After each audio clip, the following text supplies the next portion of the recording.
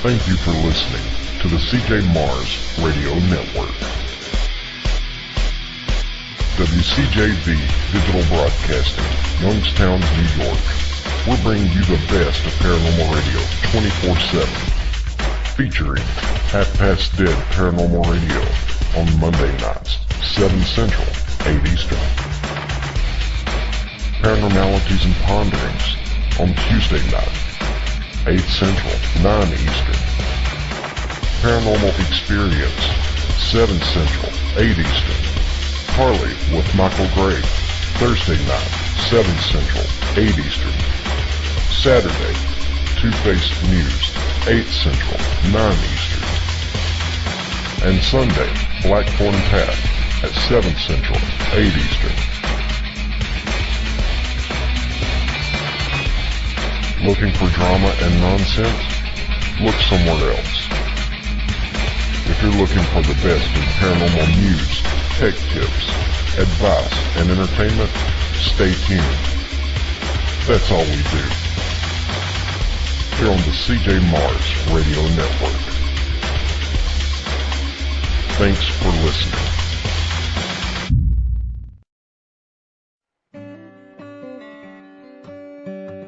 This week on the Blackthorn Path, we're getting ready for the summer solstice. Join us for crafts, recipes, traditions, and directions on how to make your own solar observatory. Sunday evening, 7 Central, 8 Eastern, always on cjmarsradio.com.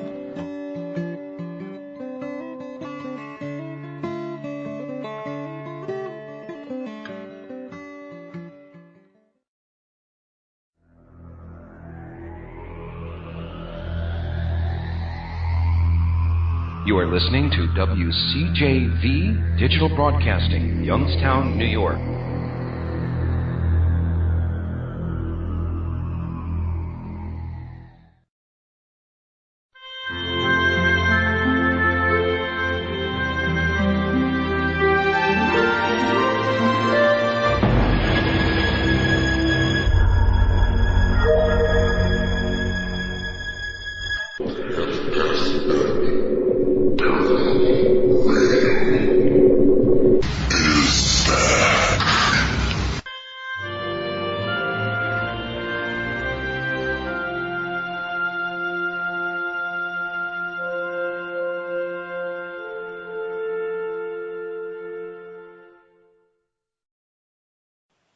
Hello, everybody. We're live on WCJV Digital Broadcasting out of Youngstown, New York. This is Half Past Dead Paranormal Radio with your host, Roger Belt, and my very wonderful co-host, Cindy Jean-Pierre. Good evening, Roger. How you doing? I am doing just fine. We have a couple of special guests with us tonight, and I don't want to stick my foot in my mouth. I'm afraid I won't pronounce your last name right, Philip, but we have Philip. That's fine. And we have Saracusa. Right, Saracusa. And we have Karissa Fleck with us. And we're Hi, going to how are talk about the Horsefly Chronicles. And I'm sorry, I didn't mean to step on you there. I'm going to start this thing off. I'm going to let Philip kind of tell us all about how this began and the ongoing ordeal with it, because I'm very interested to hear about it. So, Philip, if you don't mind, just take off there. Thank you for having me on the show. First and foremost, that's great. Second is that in this story, there's a lot of information that will be given out. I do not disrespect anybody's beliefs, religion. It's just my own experience, and it's my life journey. I will say, by starting out, when people ask, does heaven and hell really exist? The answer is yes, it does. I'm not a Catholic person, but I've been to both. So for the next 7 to 10 minutes, I'm going to start from the very beginning. I'm going to put myself into a slight meditative state. I already lit the candles so I can deliver the story. After about 10 minutes, I'm going to pause, and then I guess we'll go into questions, and then Karissa can speak a little bit after that, and then we'll take the show on. Okay? That's fine.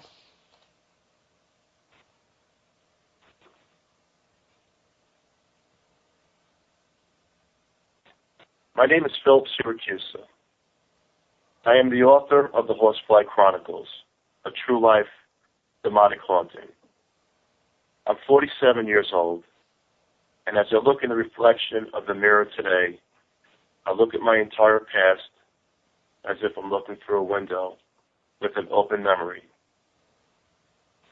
Does heaven actually exist? It does. I know. I've been there. This higher place of a higher consciousness of love, peace, and harmony that physical words here cannot explain, the details of how extravagant heaven really is. But in simple terms, it's beautiful. The colors, the scenery, and the feeling of love.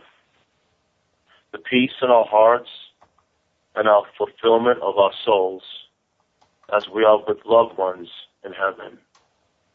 In heaven, we also have our extended families. Not those that we just know that crossed over here in the physical world, but others. And when it's our time to go back, we are welcomed back through a tunnel of light. I was running through the fields with an angelic friend. She had long blonde hair and crystal blue eyes. Very spiritual. You don't have to tell somebody in heaven that you love them. They can feel your emotions and your thoughts by touch.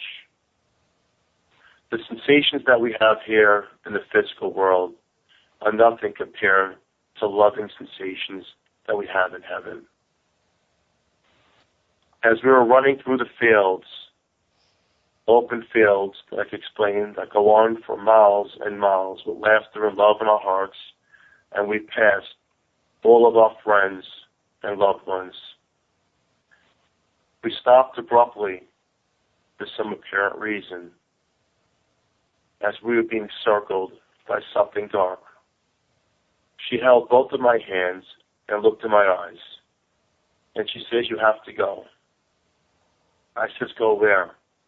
She says, "I will come back for you." In a flash, in the blink of an eye, I was pulled into complete darkness. How do I know that I just left heaven? There's no pain. There's absolutely no pain. In this darkness that I was pulled in, I took in anger, hurt, stressful emotion, and torture. I walked down this long, dark hallway that smelled like sulfur. What does hell look like? Hell looks like the inside of a volcano with over 100 different levels. It's enormous. Each level in hell has cubbies where the slaves are put. That's what we are called in hell, slaves. Does Satan himself actually exist, the beast? He does. I've seen him. And do demons exist in hell? They do. Demons are our fears. Satan knows our fears, and he translates the demonic entities to torture us in hell. Why do people go to hell? Because they didn't live a full life journey that was complete.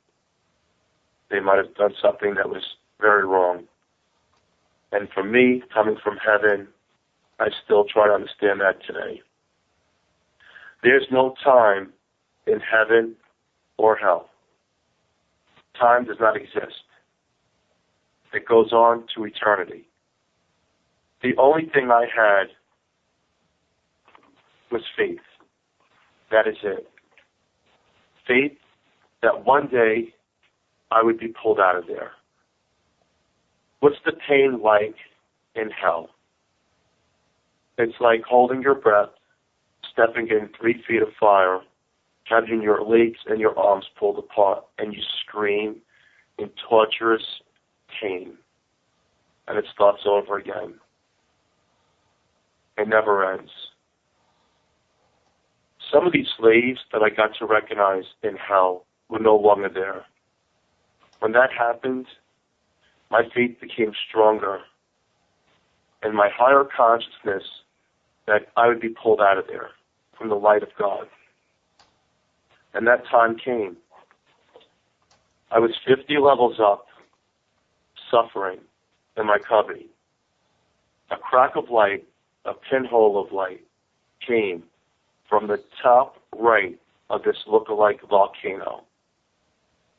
This light came slower and closer and slower and closer. It started to slowly consume me and pull me in. As this light is pulling me in, I took all the love and all the peace and all that higher emotion feeling back. And I started to leave all that pain and hurt and sorrow behind. Unfortunately, not far behind me were these dark attachments. They also were pulled into this light. Does this light actually exist? It does. This light is a vortex of energy that goes on and on. As you're being pulled in, the best description I can give is that if you were sucked into a vacuum cleaner hose, every cell and particle and atom starts to be put together with all your emotional love of who you are. On September 16th, 1967, on a stormy Saturday, I opened my eyes and I was born here in the physical world, in Staten Island University Hospital. As adolescence happens, 1 year old, 2 years old, 3 years old, I had simple nightmares, nothing more. 4 years old, 5 years old, 6 years old, my nightmares now became night tremors, where I'd wake up with cold sweats. The older I became, the older these dark attachments became, and they became one with me. So is it possible that one might ask, can darkness follow a person from hell? It can. I'm a living testimony to this unfortunate event. At 7 years old, I had a visitation. I was sleeping in my bedroom that I shared with my brother in Staten Island. It was a ranch home, a couple miles away from the ocean. This lady came through transparently through the window. She was beautiful, absolutely beautiful and loving. She took me by the hand and says, "Don't worry, my child. I am not here to hurt you." She took me as I could, my spiritual body, and we floated over the ocean. As she's holding my hand, she's not talking verbally, she's talking mentally into my mind. And she tells me that in this lifetime, you have to make the right choices. Do not harm nature and others. Why am I with you? I asked. Your answers will come as your life goes through. I woke up the next day trying to tell my parents what happened. But it was nothing more than a dream, they said. A couple of years later, I had another visitation. This was a being with a helmet on, a white helmet. This being also took me through the window. He took me over land, and he took me to a piece of property that was upstate New York. And he says, through his mind, your family will purchase this property. Can you take off your helmet? I asked. He says, no, I will scare you. I'm here to let you know that you are not alone. There are others. He had a young voice. As I listened, I was not threatened by his voice, but I did know that he was not from this earth. I woke up the next day, again thinking it was a nightmare.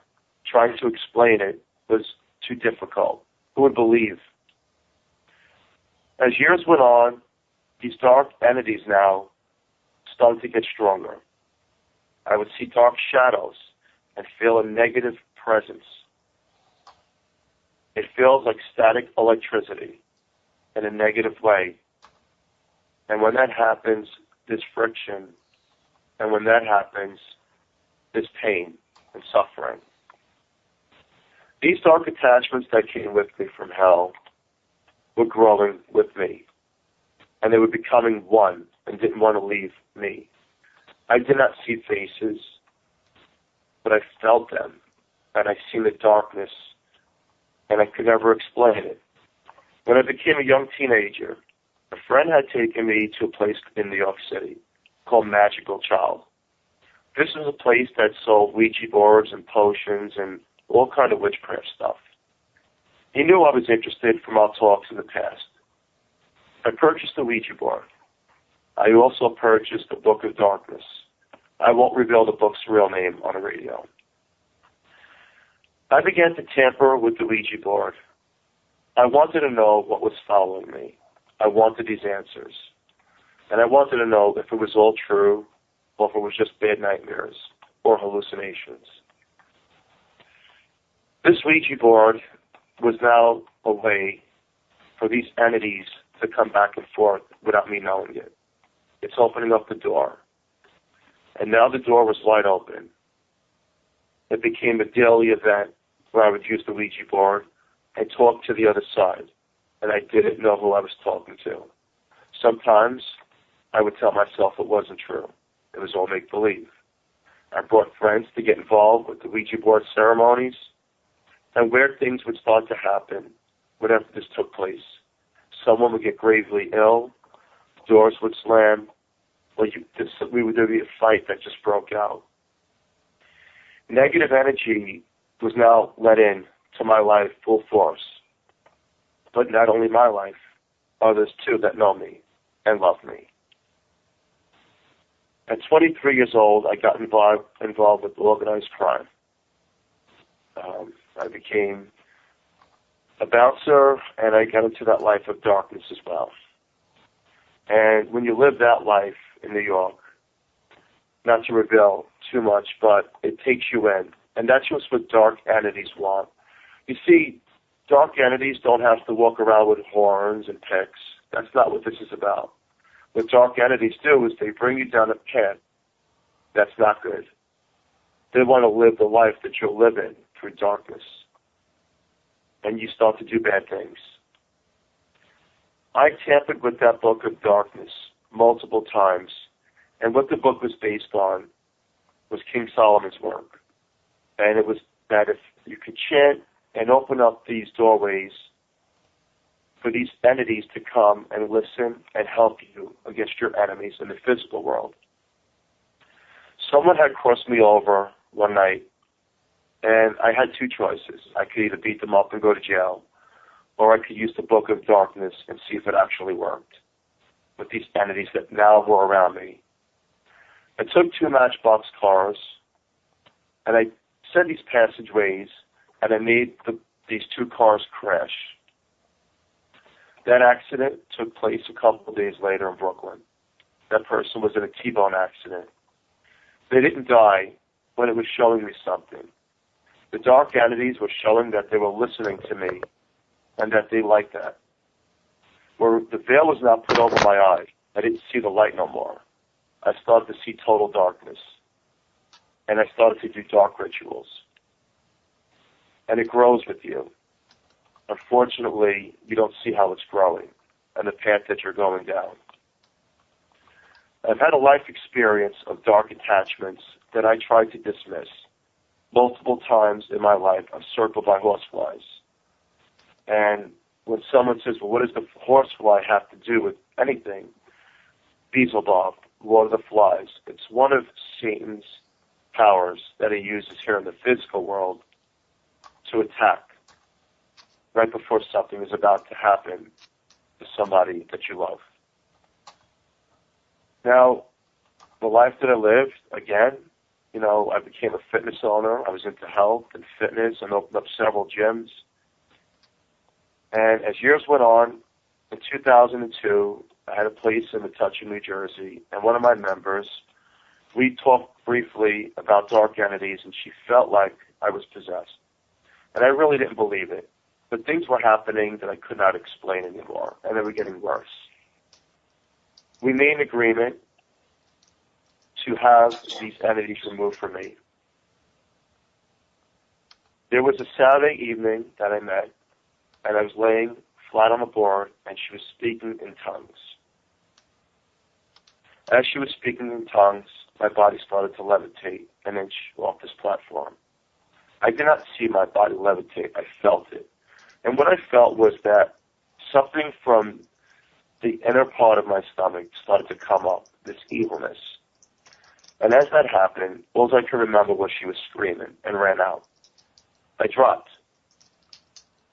And then she didn't want to speak to me.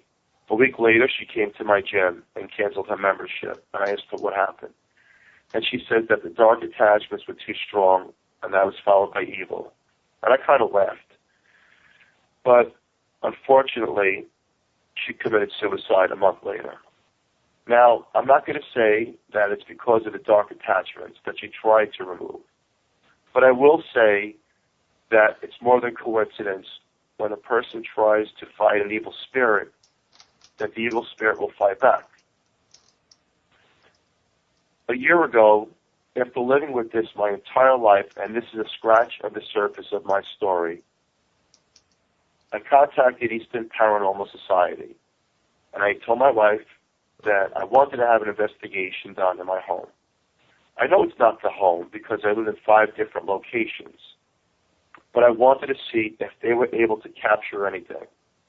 I was hoping, and so was my wife, that they would say there's nothing here, it's bad dreams and hallucinations and bad vision. That wasn't the case. The case was that what they came back with was evidence that scared myself, even though I live with it. That's how I met Karissa Fleck. She was part of the Eastern Paranormal Society. And I'm going to let her, a little bit of this story from where her perspective is, and then she'll pause, and then we'll open it up for questions. Thank you. Hi, how are you? We're all good. How are you? Doing well. As Phil was saying, I was recently new to the paranormal world. I've always been able to see and communicate with the dead since I was little, ever since I can really remember, to be honest with you. But I never really had a desire to make it my life and to really do this for a living. I was always interested by the paranormal, and I always studied it, researched it, but I never wanted to do it until I got in a bad car accident, and I couldn't go to school anymore for psychology. Excuse me. And, the only other thing I could ever really do was talk to the dead, so I decided to link up with the paranormal team and just try it out as a hobby to try to keep my mind entertained while I recovered from the accident.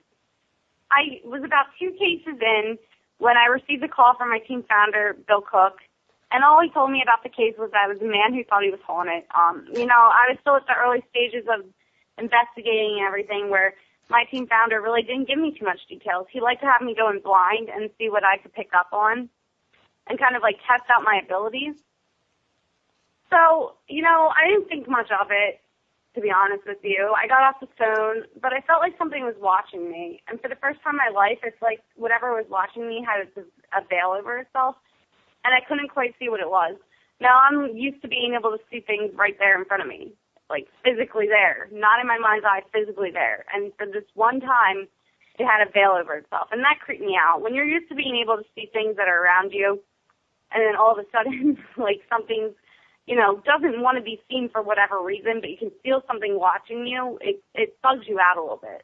There's no other way that I can describe it, but, I tried to go on with my day. I remember, I was doing errands around my house, and my gas stove kept turning on and off, which is strange. Now, I live in a farmhouse from the 1700s. It has its own activity. However, the things that were happening were uncharacteristic of the activity that was already in my house. The gas stove going on and off. I was seeing shadows walk by, and I had never experienced that before. And just random things. My animals were all really scared. In my spare time, I rescue animals. Besides doing the paranormal, I'm a big animal person, and actually I have 5 fur babies, and they were all up top near the attic stairs crying and whining. I tried to brush it off as much as I could. I really didn't think much of it. Now, I just want to say this, that I never believed in the demonic until this case. Now, with that being said, I do come from a Roman Catholic family. One of my uncles was a priest, and he helped perform exorcisms. But, I personally had never experienced it, so I didn't believe in it. I heard the stories, of course, but I brushed it off. And I was like, yeah, okay. It was one of those things. I remember, just the smell of sulfur just started coming through my house. And I remember it was enough to freak me out enough to go get some holy water from the local church. I actually kept it in my bathroom.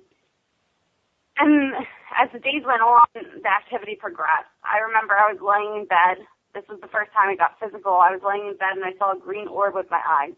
Now, when that green orb got to the center of my ceiling, I got sexually attacked.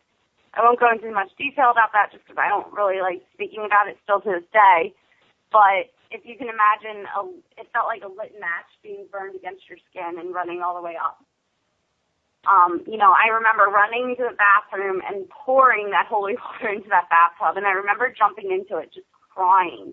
And as soon as my skin hit that water, I got a bite mark and 3 huge gashes. I called for my husband at the time to come upstairs, and he saw the scratches appear and disappear. I remember just being, out of the shower, just hunched over in a ball, just crying about what had happened and not really comprehending the magnitude of what had just occurred. I remember I called my team founder at that time, and I told him what was going on. Leading up to the sexual attacks, I was, having nightmares of demonic entities attacking me. I was, waking up screaming pretty much from that. It was just a bunch of progressive things leading up to that attack. But I remember at that moment, that attack is when I really realized that, this case is dangerous and it might be demonic. I didn't really consider it demonic just yet, but I was starting to believe that there was such a thing as demons. It took me a long time to get to that point. I remember my team founder didn't really believe it. He's really if he can't prove it, he doesn't believe in it type of guy. So he told me to come over. And I remember coming over his house, unshowered for 5 days because I was scared to shower. I didn't sleep for 5 days and I didn't eat. And I came in pretty much looking like hell. And he told me as soon as I walked in, he smelled the smell of sulfur.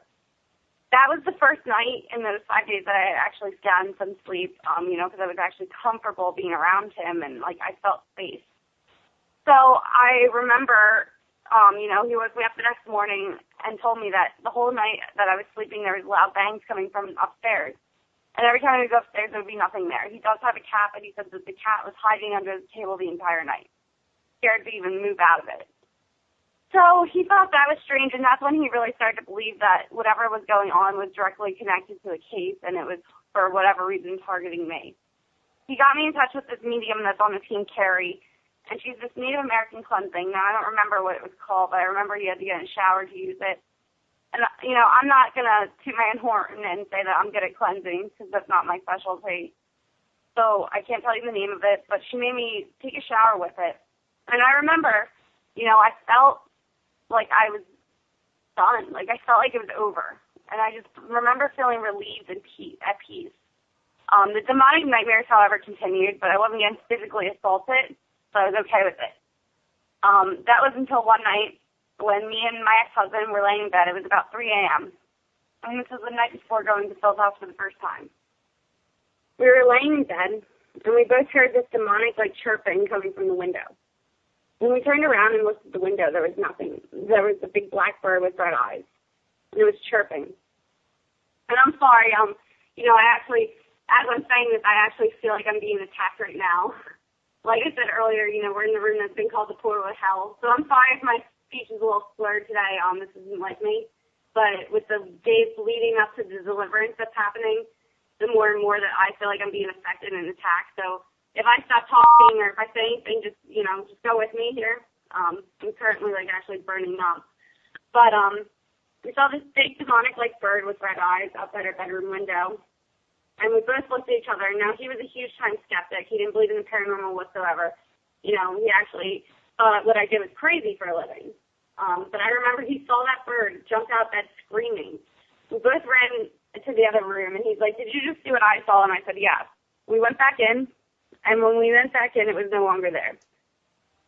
Then the day that the investigation came, now, You know, I don't really know how to explain this so people that don't have abilities can understand, but as soon as I walked into the house, I felt like the energy was the same.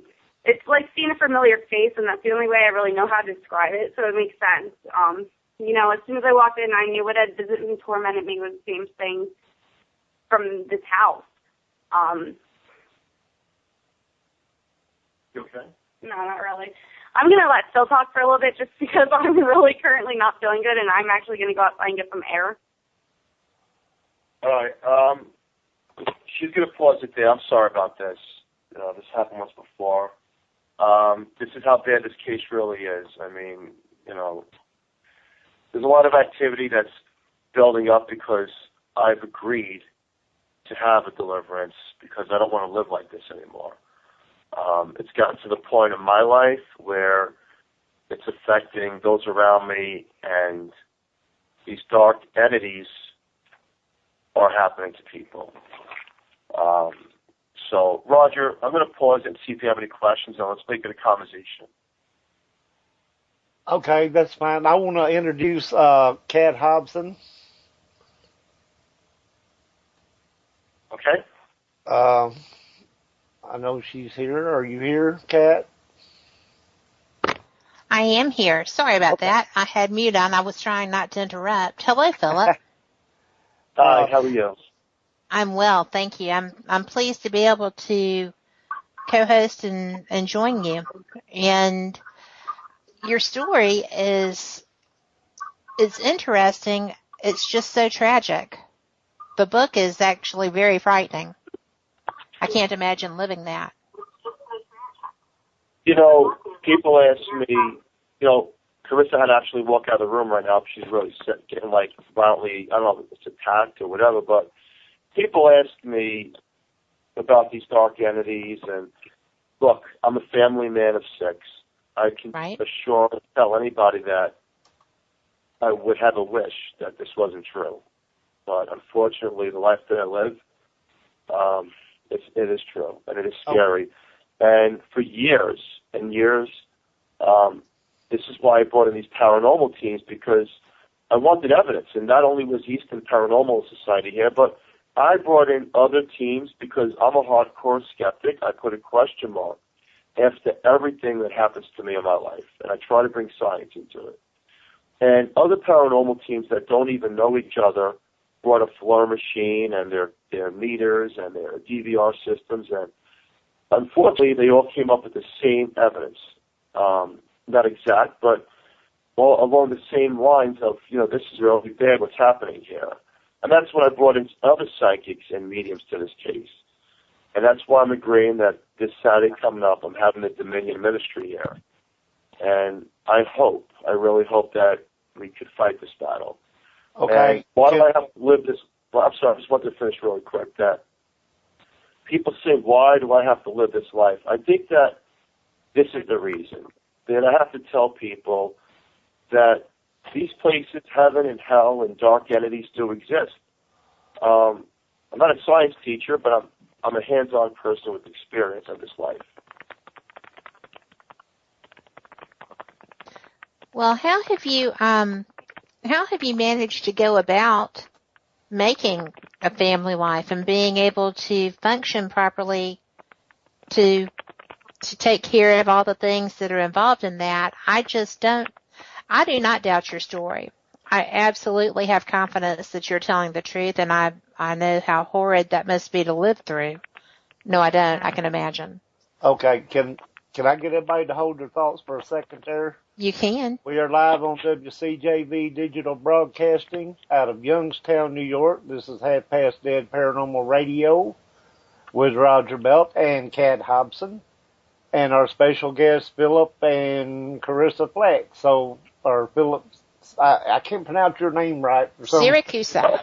Saracusa. I get stumbled on that. But anyway, Philip Saracusa and Karissa Fleck. And we can continue now. All right. Philip, to continue my question, fighting everything that you have fought and are fighting, how were you able to go about creating a good, nurturing family environment such as you have? I wake up every day like everybody else to the sunlight. And where there's no time in the spiritual world of dark entities, it could be weeks or months where nothing could happen and you could live a normal life. And all of a sudden, they just right back again. So I try to balance it out as much as possible. Now, what I did learn, this is what I did learn to live with. There's certain times where I know I'm being affected or others around me are being affected by these dark entities. And what does that mean? How does that work? Take your worst day, okay? This is how I could describe a dark entity. You take your worst day and you push all that anger and frustration to everyone around you. And what actually happens is you're pushing this dark energy to people that you actually love. Mm-hmm. And that's how these dark entities, that's what they feed off of, this negativity. Now, when I know this is about to happen, I'll isolate myself somewhere. I'll just go for a walk or a car drive, or I'll play music on that. I'm sorry to interrupt you, but we have another caller, James Anito. Am I pronouncing that right? Yes, sir. Okay. How are you doing tonight? I'm doing fantastic. How about yourself? Well, we're doing good, and I didn't mean to step on Philip's toes there, but I wanted to go ahead and get you in here. And Philip, you can continue on where you was there. I just want to introduce James in real quick. Oh, yeah. Actually, I haven't talked to James. How are you? James is I'm doing good, sir. Great. It's good to have you on. And James is the owner of the Dominion Ministry. So what I'm going to actually do is pause myself because James is a very intelligent speaker on entities, and I really, really like the way he speaks on this topic, and I'm going to let him take it right from there. Hello. So what was the question again? I apologize. Did you have a certain question?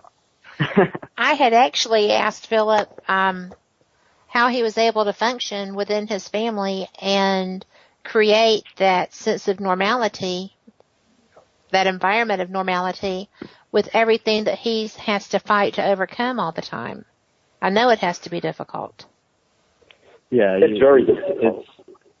That's a really good question. You know, a lot of people, like I have a large fundamental different belief in things that we deal with, even though I might be a demonologist and a founder of the Dominion Ministry. You know, I look at, you know, different aspects. I'm Christian, but I also study, you know, every probably religion that, you know, most people haven't even heard of in their lifetime. But, you know, in a way is, you know, for humans to, you know, in a way, regardless of what Phil's going through, what his family's going through, what Chris is going through, staying there, in a way, it's you've heard the term mind over matter. And, yes. and regardless, you know, in any situation, a person that's strong enough like Phil, you know, with what he's going through and, you know, what his body's being attacked by, you know, mentally and physically of, you know, what's encompassing him and in the house, you know, it's still mind over matter. You know, there's traits of Phil, you know, that still come, you know, forth and, you know, is caring and loving his family. So, you know, in ways, you know, it's a key to the success of what we deal with, you know, and that's what we look for is, you know, it's kind of like a theory that I always say. It's like you walk into a negative room with negative people and you're going to be negative yourself. If you walk in a positive room, you're going to be positive yourself. So, you know, and in those traits, you know, Phil is positive. Phil's, you know, a very uppity person. You know, we when we were there, you know, I'm a little joyful sometimes and like to have fun. You know, we all had a group hug. You know, I like to do those kind of activities because, you know, in a way, you know, it promotes the positivity. And, you know, regardless of what's going on in the house, you know, that is how Phil maintains, you know, normality in his, you know, homestead. And that's how you need to do it, you know. Well, you can't be scared. Go ahead. I have an adverse effect like that. If I can be happy as the day is long and walk into a group of negative people and I'm ready to smack somebody's head off before I leave. Yeah. I mean, it's like all that negativeness just soaks into me, you know what I mean? I just draw it in like a sponge. Definitely. That's basically with, a demonic or, a malevolent or evil, or however you like the term, the coin, a jinn, or whatever you like to, specifically with you think that you're dealing with, or, the call signs of specific certain entities that you're dealing with, and that's how their formality is, they feed off negative energy, so, the whole point of their, attack or, station of the house is to make you scared, make it fearful, in reality, humans are supposed to be sad, supposed to fear certain circumstances, but not into the degree of, how these entities make people fear and scared, and, they put all your, I should say, in a way, they put your, uncomfortable parts of your life in front of you and try to make you test yourself. And, if you fail, they win. And that's how they feed off. They feed off the negative energy that you let off, and then it just gets stronger and stronger, specifically in Phil's situation, with having, a good amount of children and, having his wife and then, having others come into the home, when you have that aspect, the more people that, are in such a homestead, there's more negativity to feed off. And that's sometimes in a way really, really bad because of that scenario. But, case scenario where, you come in like myself, which I will be coming in, to help Phil and his family, it's actually also, better scenario for me with more people involved because it'll be more positive energy flowing once I get everybody laughing, once I do all my rituals, so it's a double-edged sword. It really is, Well, do you find that, I'm sorry. Oh, I mean, I'll just, since you mentioned that like that, that's how it affects me. If I go in and I'm in a real good mood and there's a bunch of people in a bad negative mood, I wind up in a bad negative mood. And it's like there's nothing I can do about it. It just happens. Yeah, well, the thing is though, a lot of people don't know how to, there's many situations, we're human, we live life, and it's just how it happens, you walk, I walked into Phil's house when I first went there, to pick Karissa up, because I did a case in Arkansas. That's a whole different story, mind you. But I went in there, and I'm not a psychic medium, I'm not sensitive, even though I'm able to sense negative energy because I've been doing demonology and been an investigator for, a very long time. So, my body's able to, understand the feeling of what I'm walking into. I don't have any abilities, I can't call it that.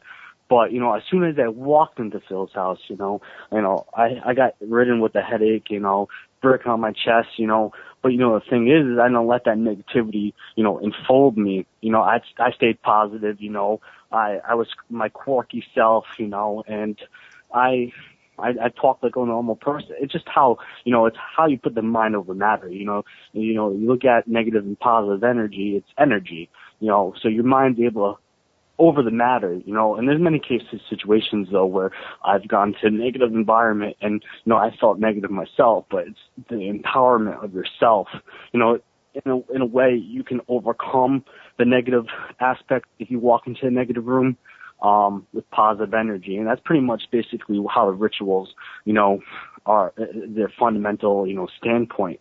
What I do, it's just bringing positive energy, and you can, if you're religious, you can look at the religious aspects of it, which helps a lot, especially if that person has the same belief as you.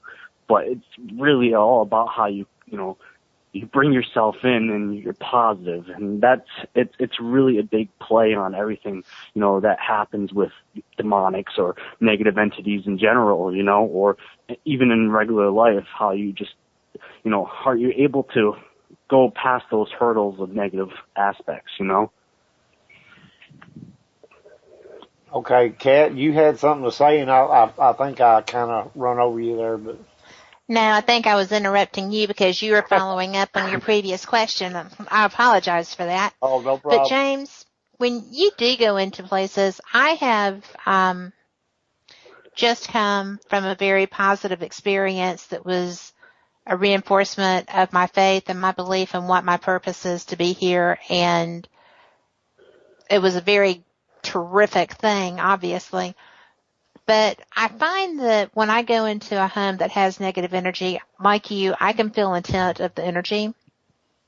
I am moderately sensitive. I don't really know exactly what I am, but very empathetic.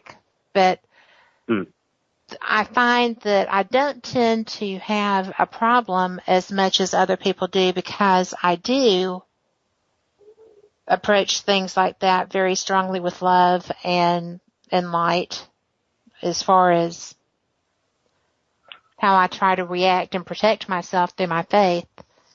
And when you go into an environment such as you're going to do with Philip, how do you prepare yourself? I understand, you go in, you try to be upbeat and positive.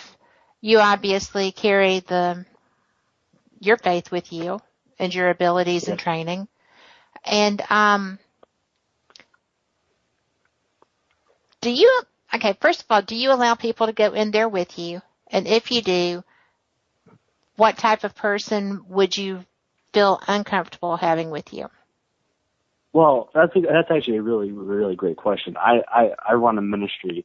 The whole idea of the ministry, that's a whole different topic, but is to bring spiritual warriors with the same mindset, regardless of the different experience levels, same experience level as I, less, more. And, we have many people that have more experience than I do in this.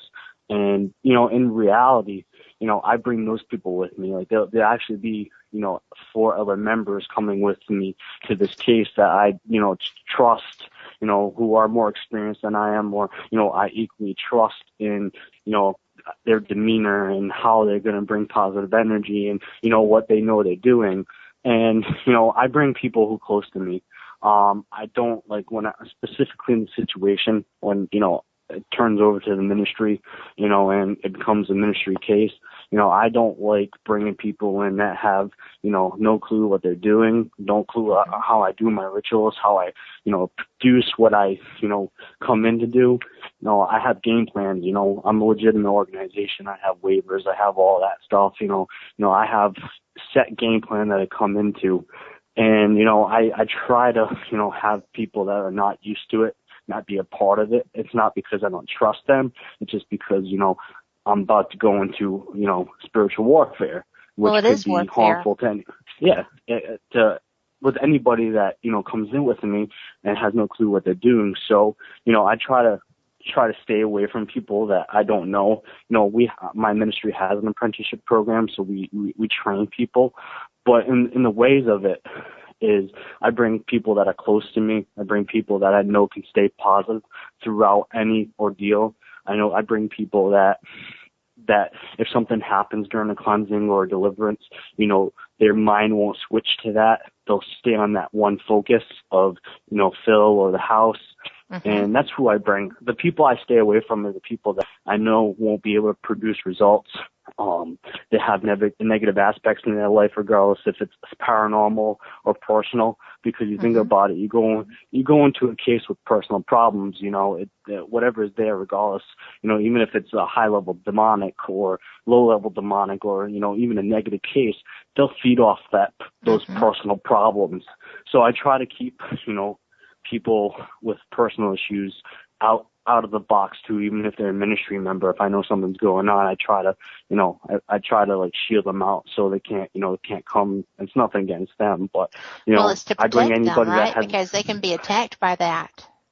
Yeah, definitely. It's to protect them, but I also, the whole aspect of why the ministry is around is to help people, and I can't, if you can't help yourself in a certain issue, you can't help somebody else. It's kind of like a two-way street. If you can't help yourself and you're going through issues, you're not going to be able to help that person because, regardless of what you're dealing with, your personal issues will bleed into certain situations, and, it's not a great situation. No, it's not. But yeah, I try to keep people that have negative mindsets or personal issues or, et cetera, and in that dark part of the aspect, and people that have not enough experience. Like in Phil's situation, in most cases I'll bring like an apprentice or somebody that, is very inexperienced, because, you have to learn.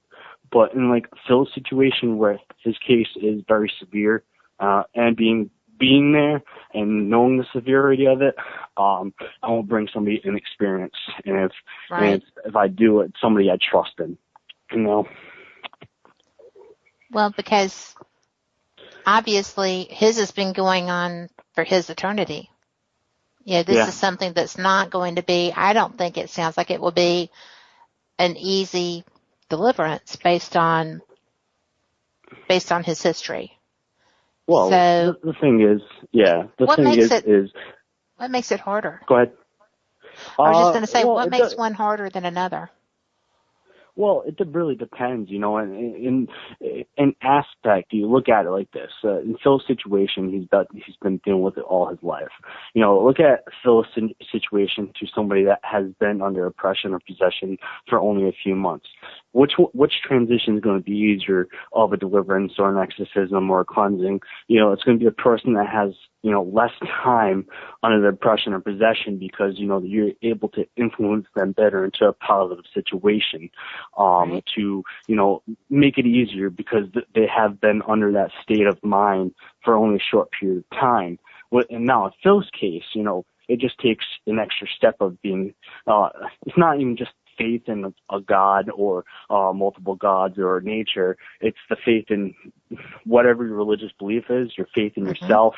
You got to believe in yourself, and then you also got to have faith in everybody that's with you to overcome the situation.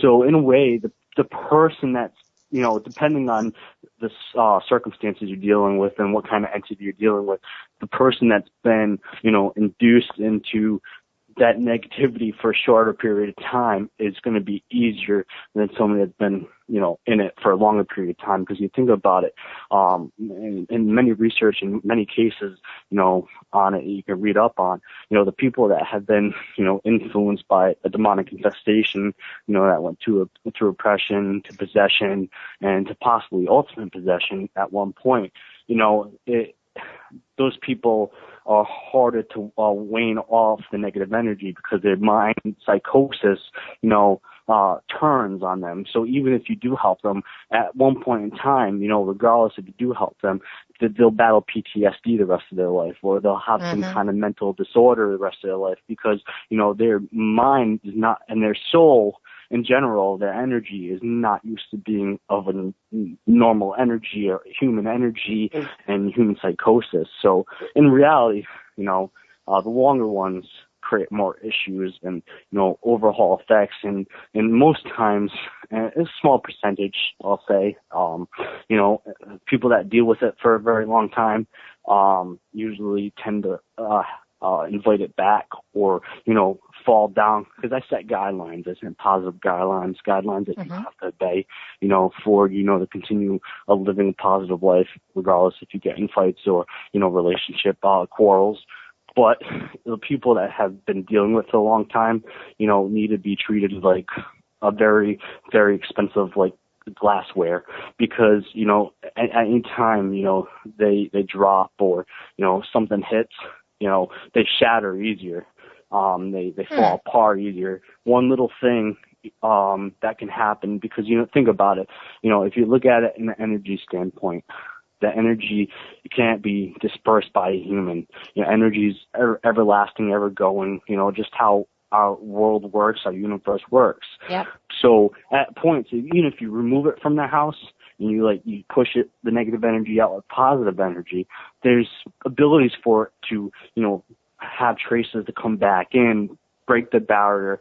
But the thing is this is where the person that you just helped the deliverance on, did cleansing over, you gotta way to make them stay positive. Because if they hear a growl or they hear a scratching noise, you know, if they freak out, it's just going to go downhill again. But if they stay their ground and stay positive, if they stay positive and stay their ground and, you know, think, okay, this is my house, you're not allowed in here.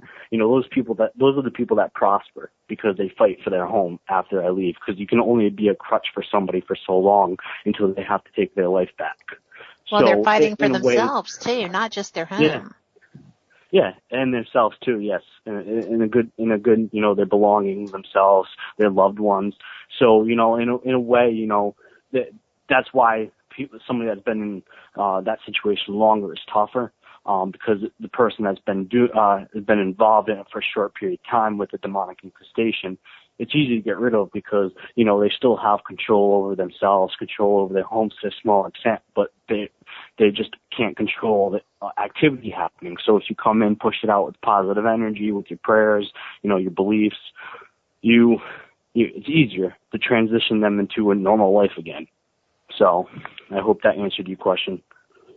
It did. I was absolutely fascinated by most of it and sitting there trying to understand the other part. It's what you do is pretty fascinating. I was saying how he's talking about, if a person goes through that and they're of a weak mind, it's kind of like being a junkie. They can relapse, Yes. So, it can be a continuous battle from that time on, actually. Yeah, it's actually a good point. It's like a junkie that relapses, and it's a great thing that you said, because a lot of people don't look at it like that. You think about it, and I'll just say this. Everybody has personal demons. It's just how how you live life and how you prosper over these personal demons. But a demon being one of those demons being an addiction to drugs and addiction to alcohol. It's a personal demon, but you can fight it. You can get over it. It's hard, but there's people that done it for a long time. Let's just say heroin or coke, or any other hard drug. It's harder to get off, but when they get off, and they've done it for a long time, they might be clean for a few months or a few years, but that time that something negative happens in their life, something very personal happens in life, they relapse. And, it's a really great point that you made. I'm glad you brought it up. Well, and also, if a person has a drug addiction, would that also make them more acceptable to have something like that happen to them? I mean, they're going to be weak anyway. Yeah, actually, the craziest thing, and, many psychologists will disagree with me. I'm not a psychology major. I have taken some psychology classes in my time frame of being in school, because I have a business management degree, and you have to learn how people, act in a business situation. So I've taken some psychology classes.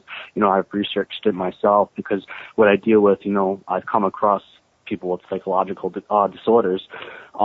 Yes, you're actually very, very correct. The thing is a lot of people don't realize, a lot of people think they're crazy, but people that have psychological disorders or mental disorder, however you like to determine it, they actually are more susceptible of paranormal activity or manifesting themselves, because their mind's already, a different chemical imbalance.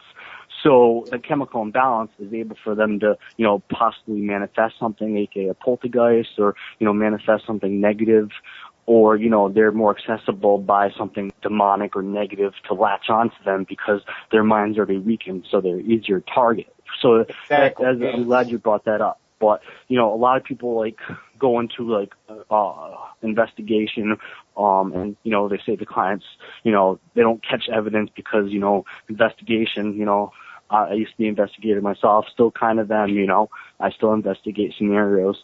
They go in, they don't catch any activity, but they determine that person's crazy. Well, what made you determine that? They might have a psychological disorder, but they might be actually really having paranormal activity. You can't really determine that, because in most cases, good probably 75% or even more of demonic cases or negative cases, they have something psychologically wrong with them. And don't quote me on that, because it's not a true statistic that you can go look up, but that's what I've come across. They've had PTSD, they have schizophrenia, they have something, but there's still paranormal activity there. But people would just like to jump on the bandwagon of the scientific bandwagon and say, no, they're just crazy. But it's not. Well, it's not the case. Yeah, the chemical imbalance thing is interesting to me, because I think that there is something in that causes almost like a draw, because that's a physical issue that is easily perceived, I think. One of the guests in chat, Frank, said that he thinks that darker entities see addiction as a vulnerability. And I think that the chemical imbalance from schizophrenia, paranoia, depression, that type thing is also viewed that way. Oh, yeah. But, Anything that weakens the mind where you can't fight against it.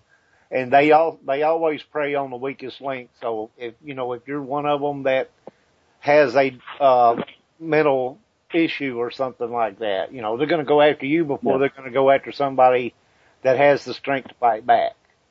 Yeah, the PTSD is interesting because that's such a vulnerability, and that is situationally induced as opposed to chemically induced. Yeah, and you think about it. I just want to add something in there too. I'm sorry. I'm going to have to get everybody to hold up here. We're fixing to take a short break. We're on WCJV Digital Broadcasting, Youngstown, New York. You're listening to Half Past Dead Paranormal Radio with Roger Belt, Cat Hobson, Phil, and I won't try to do that again, Karissa, and also James Anito. And we'll be back in 2 or 3 minutes.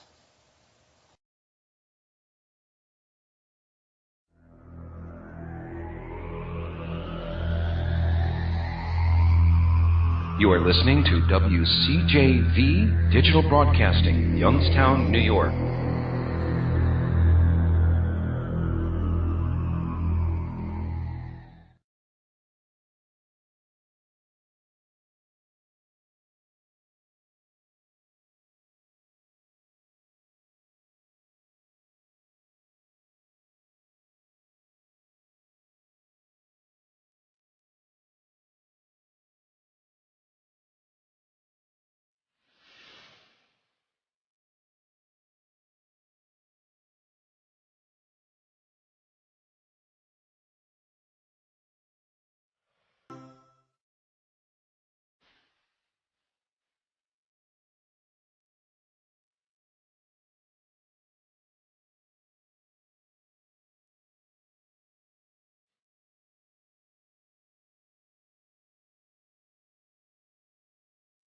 Hi, this is Benjamin Dover, and you're listening to Half Past Dead Paranormal.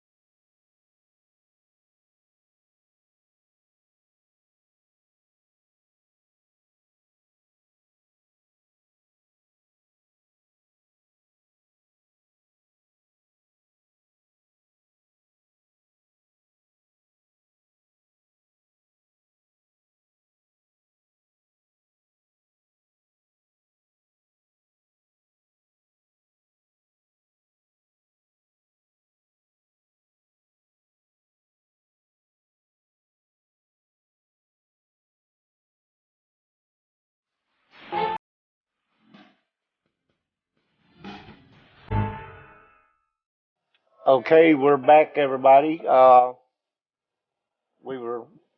was listening to an interesting conversation going on between Kat and James there, but I kind of wanted to bring Phil back in and get his take on the stuff we've been talking about and where he is in all of the stuff that we're talking about, how he feels about what's going on with that, and you know, input more about what's going to happen with him here soon, I think. And to check on Karissa also, I'd like to know if she's doing better. Yeah, really, we want to know how she's doing also. I'm actually okay. You know, I got extremely sick. I felt like something was targeting me. And I had to actually go to my car. I drenched myself with holy water, drank some of it, and I saved myself. So I'm doing okay. Good. We were worried. It's never a dull moment. No, it's not, is it? No, and you know, I'm not someone that's usually targeted. But with the fact that I'm the one that linked James to Phil for help, I think that they're going to take it out on me. And that's how it's been seeming for the past couple of days. But, you know, it's okay. It's all part of the work, and I wouldn't have it any other way if it means that I can help the family. Well, that's okay, pretty cool. Phil, I'm sorry. Are you there in the background with us? Yes. What do you think about what James has been talking about and the questions we've brought up about that? He's a very intelligent speaker. For 25 years old, he has a lot of knowledge. And back a month ago, sitting on my back deck, my first thoughts were that I wasn't going to go along with this. But after he kept speaking, you know, he sold me on what he knows and his knowledge. And I have a lot of confidence in James. And that's a lot for me to say, because I don't have a lot of confidence in many people.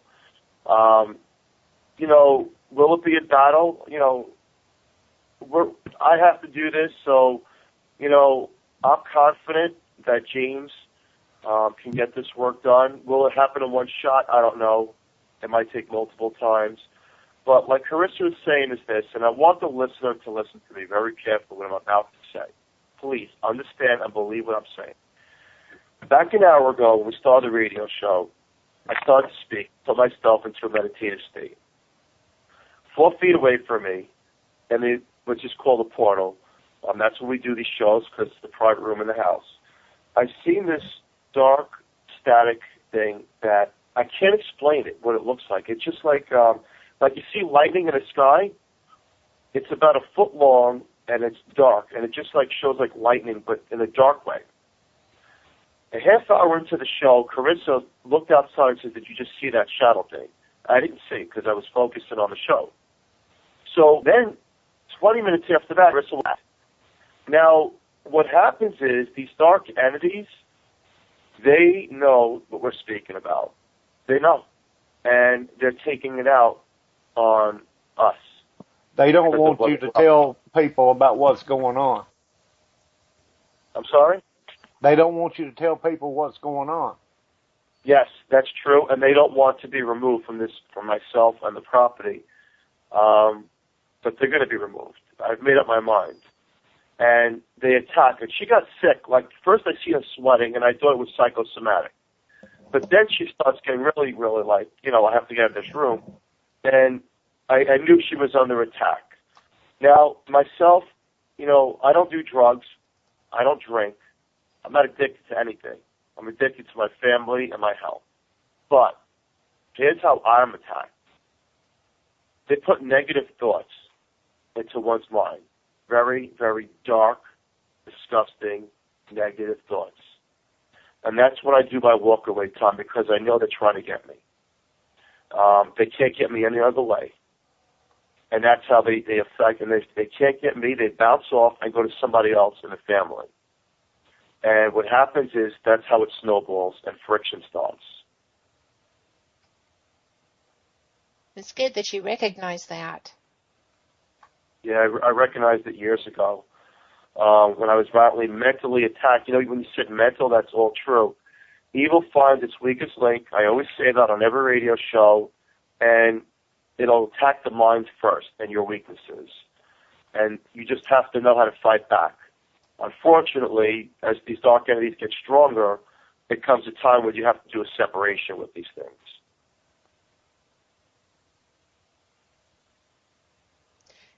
What has made the difference between wanting to separate yourself from these things in the past and being willing to now? In the past, let's go back years ago when I didn't have a family, I lived with it because I practiced what they were trying to show me how to practice, darkness. Right. Ritual. Right. And you grow with it. And then becoming a family man, as of the year of 2000, these dark attachments get stronger. And you think mentally you could break away from them and nothing's going to happen. Now, it's funny because in 2008 and 2009, not one incident happened. Not one. But then, in a previous home that me and my family lived in, it was late at night. Everything was great. The family life was great. No problems, no negativity, nothing. I got home late from work, and the family was out of the party, and then I opened the front door, went in the house, and then the upstairs light went on, and you heard the switch go up, and that gave me the chills. And after that point, it started again. And it's like this thing, we're back again. Here we are. I talk about there's no time in the spiritual world, so when we measure it, there's no time for them, and they just come in and go out as they want. Unfortunately, since that point, they've been back.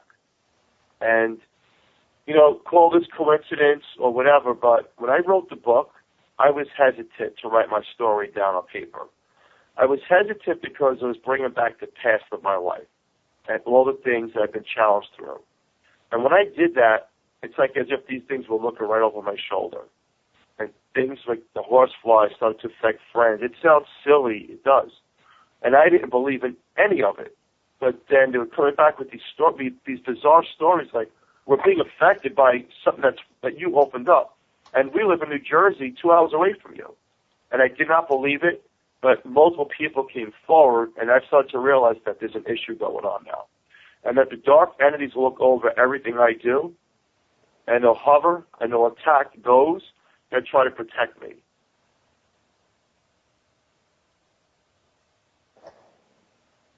So when you, I'm like I said, I don't know a lot about the demonic stuff, so I'm in a learning capacity. How exactly is James gonna proceed with that? James, you still there? Yeah, I'm still here. I'm kind of asking him and you. I don't know. Like I said, I'm new to some of this stuff, so. James, maybe you could tell us me. Sorry, I couldn't hear. I got a double voice. Oh, I was saying I've been fortunate not to have to deal with that yet. Not saying I never will, but I'd kind of like to get an idea of how you would proceed with something like that.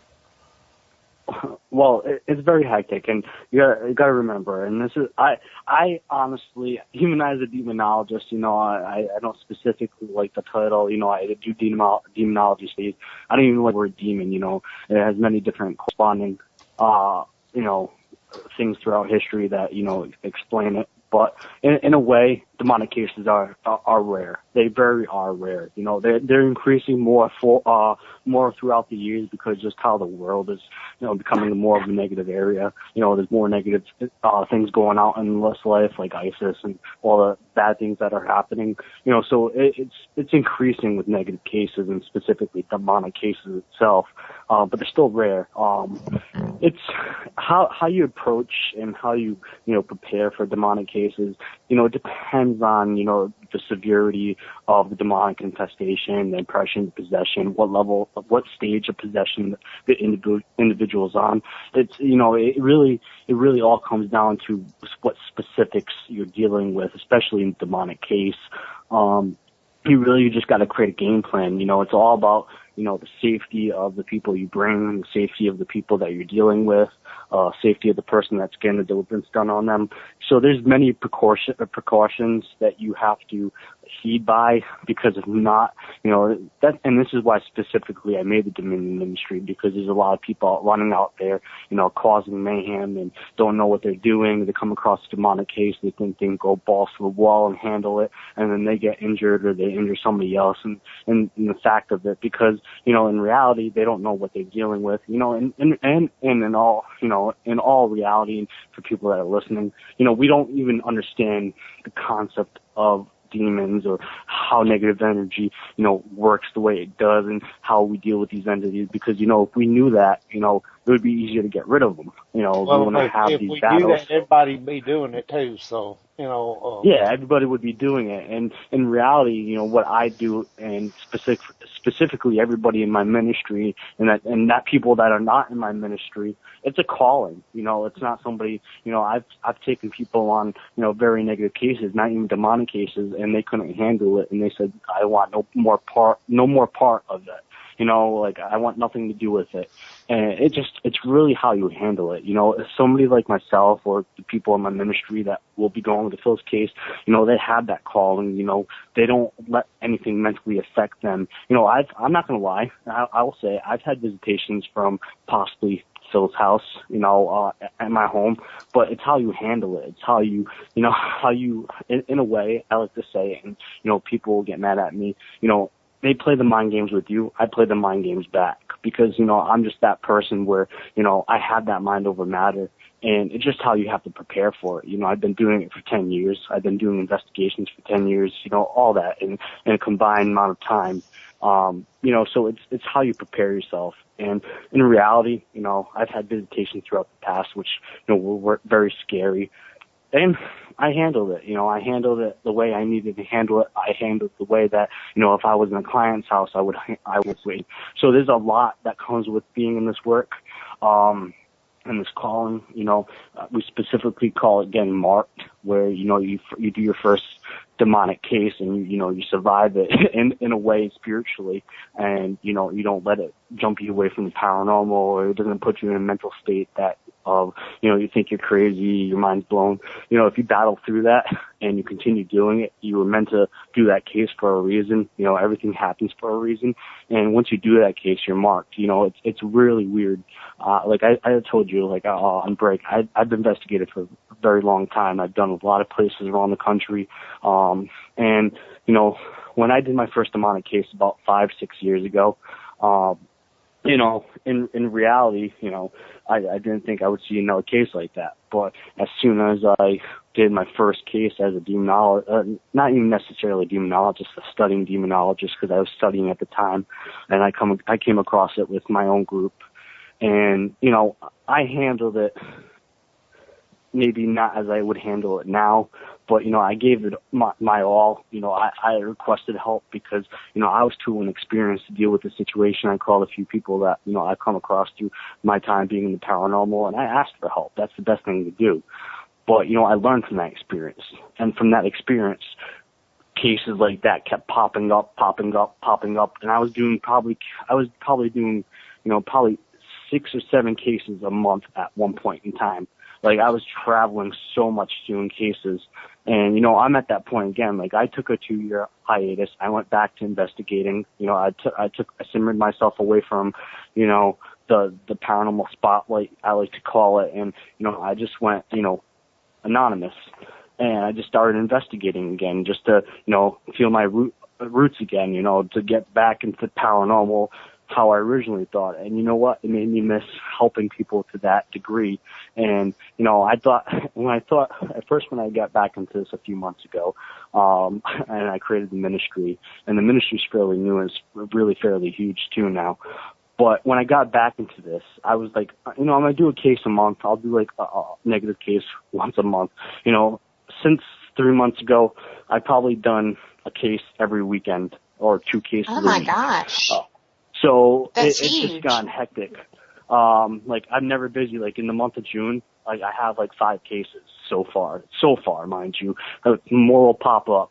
One being Phil's case this weekend coming up. But, it really does. It's really a mark. You deal with the demonic entity. It's not like you can destroy them. You can't like banish their energy. In a way you can.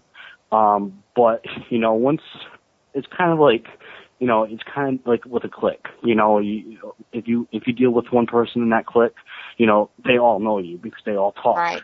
With demonics or negative entities, like Hat Man or Traveling Man, so on, even non-demonic, somehow they have to have a way to speak to each other or, translate to, who this person is. Like, I did probably 3 or 4 cases with what we call the Traveling Man, which has a lot of connections to Hat Man, and it was the same entity over and over again. So it kept dragging me to a case. After I got rid of it once, I'd go to another case a few months later or a few weeks later, the same similarities of what I dealt with in the previous case. So it's, they know who you are, and every time that you go on a case like that, it's a test. It's honestly a test. They test your faith, they test who you are, and they try to break you down because they don't want you doing this. They're as scared as you as we're scared of it as normal human beings. Because they want to have that ability to be in like Phil's house or somebody else's house and just infest it, and then take over the person because they hate us. And if you look at biblical, studies or any other studies, absolutely. Those entities don't like us. So they wish to, mess with us, mental wise or physical wise until we break down and die or kill ourselves. Because a lot of, possessions also lead to suicide eventually if they go in that path where, where that happens. So it's reality. In reality, that's why we call it a calling, because not every person that lives on this earth can do what I do or do what my ministry members do. So it's really hectic sometimes because, you gotta keep, like, you're going to work, you keep your home life away, or vice versa. So it's really hard sometimes with the stuff I see and the people that I deal with and the situations they are, as painful as they are and hurtful as they are, and I see mind-blowing stuff that a normal person would never see. It's you have to leave it there. Sometimes I take it home because I have to do studies and research, but you can't let it encompass your life, because then if you let it encompass your life, you'll eventually go into a case where you get an attachment, even though you do this, even though you do spiritual warfare. I got an attachment one time, my life went downhill. I did a case, and I had an attachment, and my life went just straight down again. So, it's okay. Question on that. Yeah. How do you prevent attachments?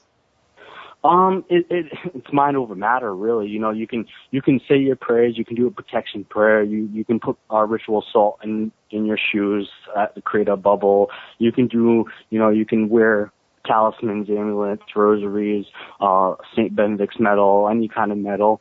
But in reality, it's not just that. Like I said earlier, it's the belief in yourself. As long as you believe in yourself and you have faith and you do things accordingly right, you don't go out into somebody's house and start taunting it and saying, F you, blah, blah, blah, get the hell out, that always works.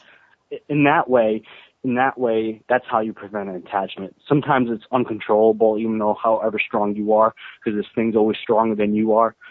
So, but those are good ways to prevent it, protective items, protection prayers, protection rituals, of whichever religious base you are. There's many different ways to, make the attachment less likely to happen. But sometimes it's uncontrollable. Like I said, I had an attachment. I'm very strong-minded, mind over matter. I wear protective items. I say protection prayers. I go the full shebang, and I still got one. Just sometimes it's uncontrollable. Sometimes, it's meant something's meant to throw a wrench in your life, to just make your life, stoop down. It's called roadblocks. You got to get past them, and it just happened to me. And I did everything that needed to be done, and in a way, I really didn't, because I went into a case with personal issues, like I had said earlier, and I latched onto that. So when you go into a case, you have to be, just mentally tight. You can't let anything affect you. And, there's always going to be something personally wrong with somebody or a situation that comes to hand. But like I said, even if you're personally sound, mentally sound, and, spiritually sound, there's still always that chance. Depends on how strong what you're dealing with, and, how ready you are to deal with it. If that answers your question. It does pretty much, because, before we have to take our little call or break here, for me personally and the people out there listening who don't know, what are the stages of a possession?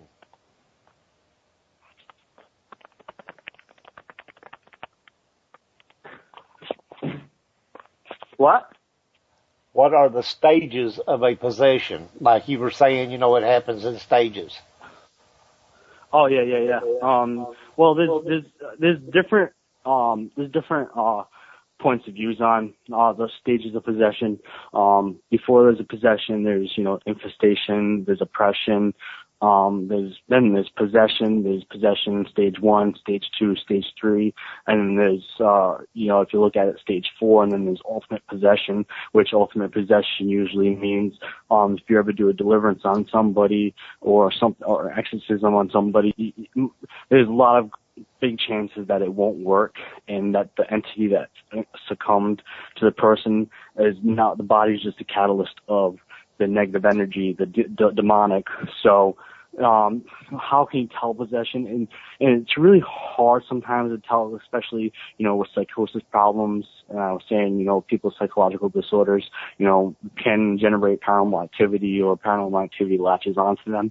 But sometimes it's really hard to, tell the difference, and that's where you need to understand, and I look at it like this, there's a lot of call signs. People say, 3 scratches appearing on the body, them speaking Latin, stuff like that, yes, those are some of the call signs. If you look at it in a general standpoint, I learned Latin probably in a few months, just from natural study, kept studying it. So, in a way, you can't have some of those basics that, we call upon, because somebody can go get Rosetta Stone to learn Latin, or, somebody can just look up Latin and start speaking some words, so those call signs are hard, but most of the aspects of the time is like when I went to Phil's house, it was that heavy darkness, where it makes you sick. You have that brick, Phil's, I'm not going to lie. Phil's house is probably one of the most severe feelings I've ever had, doing this. And it's not something that I can't handle, of course. But and that's how you tell. If you get to the person, they have foresight. If you have a necklace on, a talisman, an amulet, or a protective item, and it's not shown, and this is kind of what happened with Phil. I was, one of my, associates that I work with was wearing a protective item.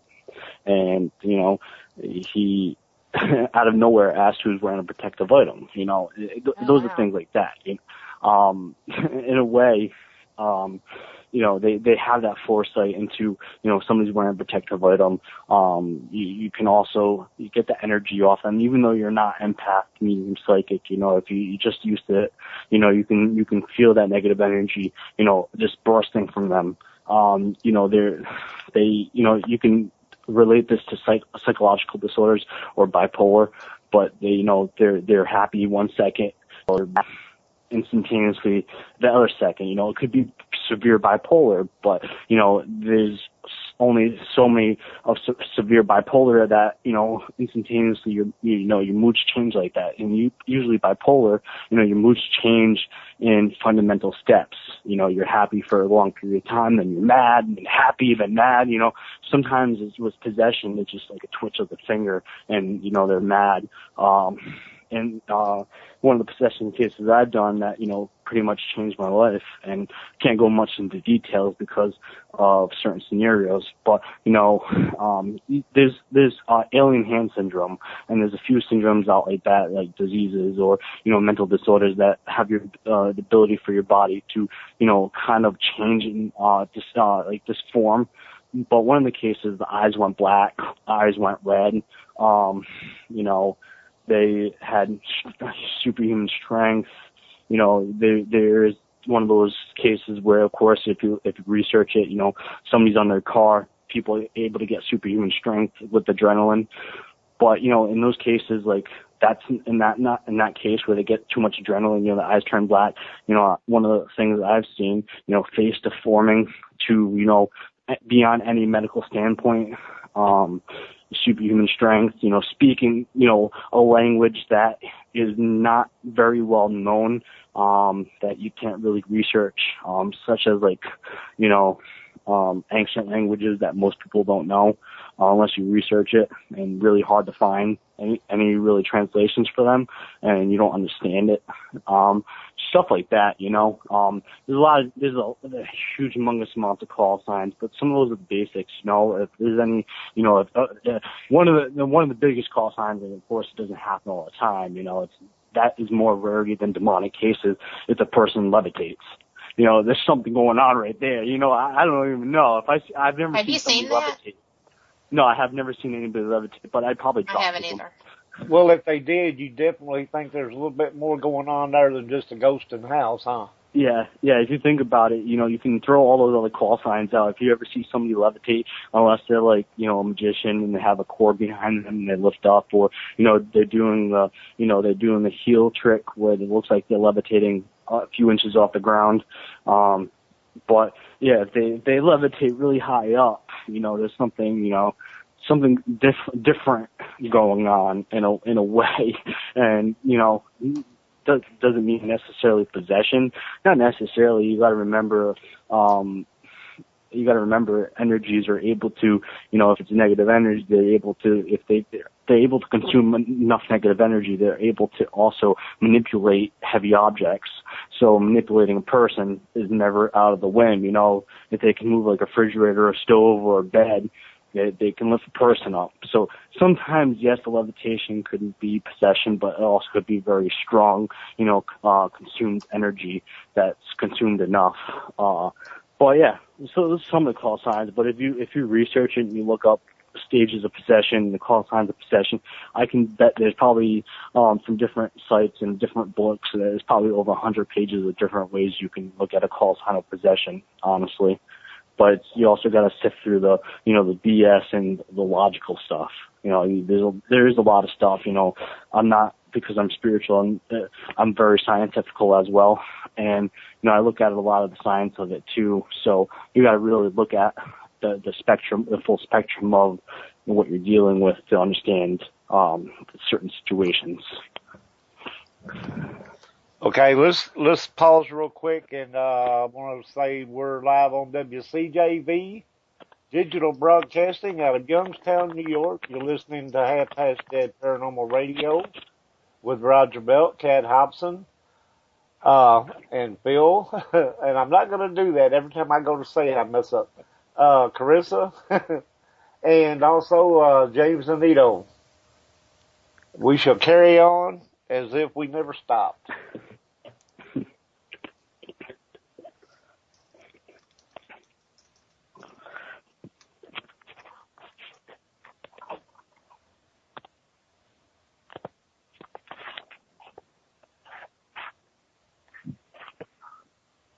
And the cat got everybody's tongue.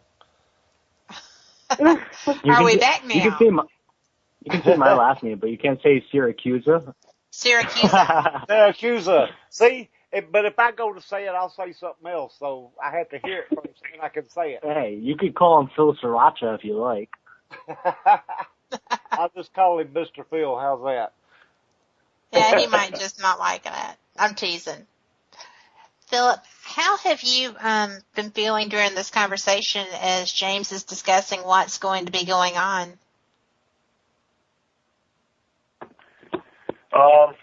I'm taking it all in. And as I'm taking it all in and doing this radio show, we're also fighting a little bit of a battle in this room. I mean, you know, Chris is sick on and off. I get a negative vibration. The computer shuts down. So we're in for the long haul, but, you know, we're going to go forward with everything. We're not going to stop. I can only imagine the anticipation you have for having this experience put behind you.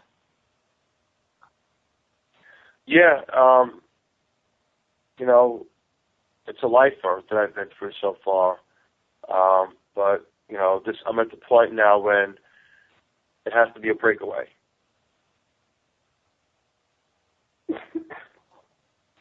So it's kind of scary for you, isn't it? As you well know, as it's not anticipation. scary like you know. It's not. I'm past the point where I see a shadow and I get scared. To me, that's the normal life that I live. Right. I mean, shadow people, they're everywhere. I mean, it's just a normal part of my life now. But what does bother me is when the kids get affected. Last night, my little 5-year-old, he used the bathroom. It was 12 o'clock at night, and he says, there's a shadow person in the bathroom next to me. And I was thrown back by that because now what's happening is that these shadow people are showing themselves to my kids. Now, that's a whole new ballgame, and I don't like it. I can and they're see trying that. to scare us off. They're trying to scare us off. They're trying to do every intimidating factor to stop without the place on Saturday. And pretty much, like, you know, as soon as at first I was not going to put myself in the position to be at this case, you know. I'm not going to sit here and say that, you know, I'm overconfident about anything. I've been in this case for so long and I know it can happen. And at first when James wanted to come and do the deliverance, you know, I wasn't really going to be here for it. And then, you know, Phil told me, you know, you really should be here with me and just, you don't have to do the ritual, just be here and, like, you know, watch over the family, and, you know, you probably need one too because you've been in this situation for so long. So I agreed to it. And the day that I agreed to it, that night I had a vivid nightmare of me being attacked by a demonic entity, and I woke up paralyzed and then was sexually assaulted again. Now, this is the first time that's happened to me in a year. So it's pretty much just like it's doing the factor where it's going to, you know, affect you. And I feel like, because Phil said that if I wasn't here, he would not go through with this. So I feel like it's focusing in on me right now because it's like if you back out, everyone will.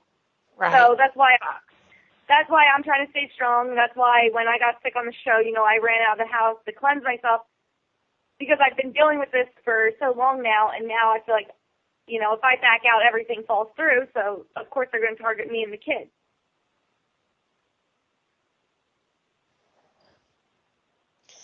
That's something to think about, isn't it? Well, I mean, it's just the way that it's the pattern that's doing, and, you know, even we actually had the phone on mute earlier when James was speaking, and we have, like, a tray of pens by the computer, and it just fell off, causing this loud noise. Like, they're doing anything and everything to scare all of us and try to throw. So it's interesting. Like I said earlier, never a dull moment. It sounds like they're trying to distract you from talking about them. So, you know, I mean, anything they can do to get you. It's not that they don't want us to talk about them. They don't want us to talk about getting rid of them. Right. Because that's threatening to them. Yeah, like, you know, if they're listening, like, we can always feel them listening with us when we're talking about this stuff or anything. And it sounds crazy, but I remember back in, like, last summer, Phil and I were discussing the possibility of bringing a priest here, you know, and one of his kids with eyes all black picked up a rock and smashed this bunny rabbit in the head with it, screaming that he didn't kill the rabbit. And we're all screaming at him, why did you do that? Why would you do that? And ever since that point, the kid's behavior changed completely and did like a 360. He became like a whole new person. And, you know, that stopped us from talking about the priest for a while. So I feel like it's the same thing that's going on right now, whereas, you know, this date is set in stone. It's set in stone that we're all going through with it. And so now it's going to amp up its intimidation skills and try to deter all of us from doing it for different motives or reasons. But it's not going to work. I mean, we've made up our mind and we're going to go through with it. Well, it sounds like about the only option that there is, truly, to be able to get a normality for the family and children and for you and your home. When it comes down to it, it's about the kids. Yep. Seeing them being affected so badly and it keeps amping it up, there's no way that I would not agree to be here. When Phil talked to me and said, if you're not here, I'm not going through with it, of course I'm going to be here, and of course I'm going to go through with it because this family is my family. And I do have full trust and faith in the Dominion ministry. I think they're wonderful, awesome people, and, I worked with them on a case in Arkansas that, I won't go into because it's a different story, but, that was a fascinating case, too, and I got to see they really work. But I feel like now that I'm being targeted, I'm just stepping back, and I'm kind of letting James and everyone do their thing, and, I'm not really trying to get involved. I'm just going to be here for support pretty much, because I already know ahead of time that for whatever reason I'm going to be a main direct target during this whole thing. So. Well, yeah. Well, what are y'all going to do about that portal? I mean, is that something that you have closed in the past, James, or you, Karissa? I'll let James answer that. Oh, never mind. I'll answer it, I guess. Sorry, we went speakerphone for a second. Portal-wise, I have cleansed the portal, but one of the people I'm bringing with me actually is in the chat, Bill, and then Mandy and Athena that are coming with me, ministry member-wise. But Bill's had 40 years of experience. Mandy's had, Bill's, he's a Wiccan, he's a witch, and so isn't technically Mandy. And, she has 40 years, they have 20 years. They worked with portals more than I have. I'm not going to lie, I'm not egotistical. But I will have them be dealing with that situation, because I have more faith in them to deal with the situation, and that is why I work with people of different religious beliefs or different, fundamental beliefs, because, sometimes you always need a helping hand, and they'll be dealing with that. But I have an idea of basically what they're going to do. So yeah, I don't, like I said, the cleansing portal is pretty much like cleansing a house. So they're just, a little bit more thoroughly involved in, once you cleanse the portal, usually that's, spikes activity, or, it could settle things right away. It really depends on the situation. But yeah, we'll be doing cleansing over the portal. So, in basic reality, once you cleanse a portal, especially through witch ritual, they control the portal. So they're the only person that can open it or close it ever again. It won't open by itself. One of those individuals will have full control over the portal, through time and existence. And, that's basically how that works. It's basically how the same thing works for me, but it's more thoroughly involved with the way I do it, because when I cleanse the portal, it can always reopen again. It just depends on the negative energy, of course. Portal is, a very expansive energy. Like I said, you can't really move energy. With a portal, it's a whole different energy. It's a dimension to a whole nother, possible realm, or whichever it is, spiritual what realm, so on and so on. But, with them, if they can close it and they have full control of the closing of it, I feel more comfortable with that situation than cleansing it and then it somehow reactivating it again, because, and then that just, puts everything that I did to, shame. I'm not gonna lie. I've had things, I've went into cases, I didn't succeed. It's just how you take, it's all a learning experience, and sometimes, you in most cases you succeed because you want to see the family happy again. But with the portal, that's something that I'm not touching in this case. I'm just going to be doing a house cleansing and crossing over and the deliverance. So is the portal caused by I mean, can they create themselves, or do they have to be created like through a Ouija board or some kind of thing like that? A portal can be created or just there, and in a way, like, well, okay, this is the two ways. A portal can be there by just past people living there, past negative energies, and when the house goes dormant and nobody's living there, it pretty much closes in a way because in fact it'll stay open, but sometimes it closes because of a situation where that nobody's feeding it negative energy anymore, and it's not encapsulating, so it'll just shut until somebody accesses it again, or negative energy is being infused in it again, and then it'll open it up. Remember, demons not going to be in a house that's not contained with anybody, because the whole aspect is to target people. So in reality, there's that, and then they can be created through black magic. They can be created through an item. They can be created through somebody manifesting it in belief and negative thought. So there's different many aspects, and usually it depends on what aspect they were created, depends on how strong they are. If they were created by black magic or an item that was cursed, usually a little bit easier to close, because if the person creates it, you handle them, you handle the portal, and nullifies it. If they were just generated in generality by negative energy and it's been there for a long period of time, it's stronger because the entities themselves are able to close and open it. Somebody that creates a portal, it's always open, because most people that dabble in black magic and open a portal, are not very experienced, so they don't know how to close it, so it stays open. Is a portal and a vortex the same thing? Yes, in a way, yes. Just different names. Are they different energies? Theories. In a way, yeah, different theory. The different energies. I would call a portal, anything that can, be positive, negative.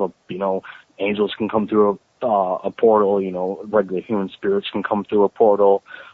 Any negative energies or entities can come through a portal. With a vortex, it's a little bit more confined. Vortexes actually can, in theory, can move. A portal can't, unless it's an item. But it's the same thing. In reality, like, there's always going to, when you research it, there's always going to be different definitions or different ideas of what it is, but they're basically honestly the same thing. So you could call a vortex a portal, or a portal a vortex, and most people won't know the differences, especially as investigators. Right. Okay. Now, there is a book called the Horseshoe Chronicles, correct? Horsefly. Horsefly Chronicles. Not Horseshoe. Yeah, Horseshoe. Horsefly Chronicles.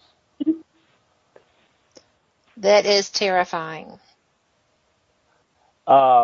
If y'all would like to put that link out there and everything, where people can find that, I'm sure a lot of people would be interested in reading that. Okay, well, we actually have two books out, the Horsefly Chronicles and the Curse of the Horsefly Chronicles. The Horsefly Chronicles, the first book, pretty much just talks about Philip's life, both in heaven and hell, in greater detail. It also talks about his adventures with the mob and, alienated things, and that documents his younger years. Now, the Curse of the Horsefly Chronicles is a book that I put together that I got testimonials from some of the biggest names in paranormal, some people that I was talking to that were affected and haunted, some people that Phil was talking to that were affected and haunted that had nothing to do with the paranormal. And we wrote chapters on everyone's experiences. Overall, this case has affected, I would say, up to 60 people currently to this day. And it's, hopefully it's done with after this Saturday. So you can find both books on Amazon. And, the Dominion Ministry is a great group that James is a part of, that if you are suffering from a demonic haunting, I'm actually a part of this group as well. James has collected some of the best spiritual warriors all over the country, and, you know, every single person on that team is amazing, and if you're having problems, please find them on Facebook and their website. Also, is this the Dominion Ministry International? Could you repeat that, please? I said, is this Dominion Ministries International? Or I was trying to find the website to post it for you. The Dominion Ministry is only in the United States right now. It's not national. It is the DominionMinistry.org. DOMINION. Well, the DominionMinistry.org. But yes, it will at one eventually point be international. We got to cover the United States first. We pretty much have a good basis of states covered. You know, we're looking for more people that, you know, are experienced, or, you know, we offer apprenticeship. You know, when I say apprenticeship, it's something that's not done, you know, you have mentors and apprentices, but, you know, we do it on a large basis where, you know, apprentice can be under a mentor. You know, we have board members too. Like I'm the founder, but I'm also a board member. We vote on everything. We vote on nomination of members. You know, members can nominate people and then we vote on them. And on top of it, we also on the website have a apprenticeship application form. If you fill that out, you know, we do background checks, only unless you're nominated, because we trust who the members nominate. But if it's somebody that just did the application, we do a background check to see if, you know, they're criminal or anything like that. But yeah, the ministry's getting big. You know, we have probably, you know, I can't do the math off the top of my head, but the last time I did the math, we were almost 400 plus years of experience throughout all the members combined. And you go all over the U.S., though, right? I do, yeah. I'll do cases throughout the country. I might not do anymore because I'm getting married very soon. So my soon-to-be wife hates when I travel.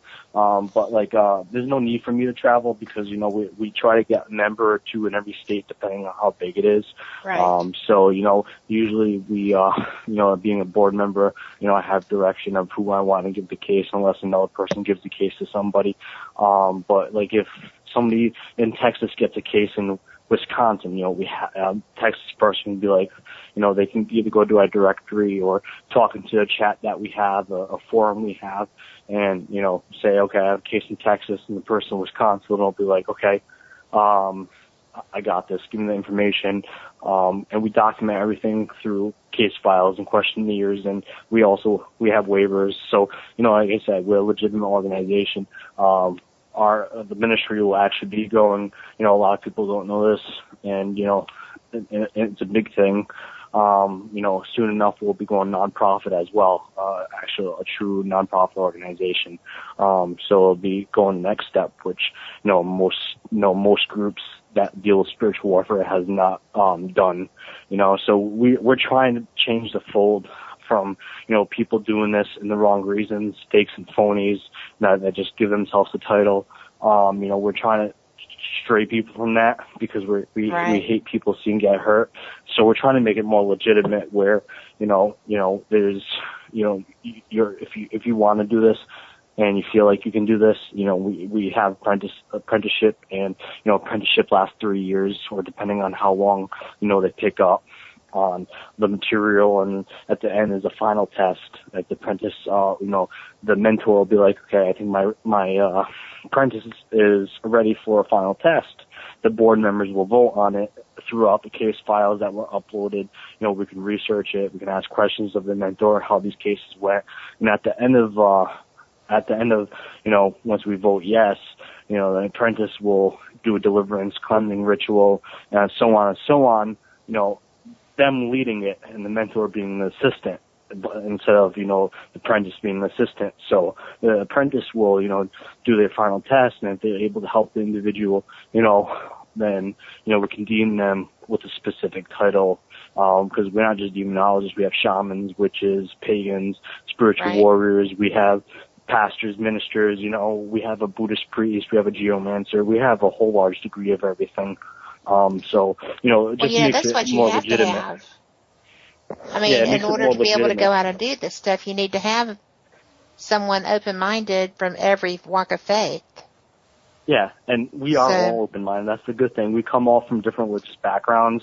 You know, we all do, but we're all open to each other's beliefs. You know, there's not a lot of people that can say, you know, we have a clergy member, you know, in our ministry as well, who's a board member, you know, and, you know, he's open-minded, and we're all open-minded because that's how we work together. We're a big family, and, you know, that's the only way you're going to attain knowledge is if you're open-minded and learn from other people.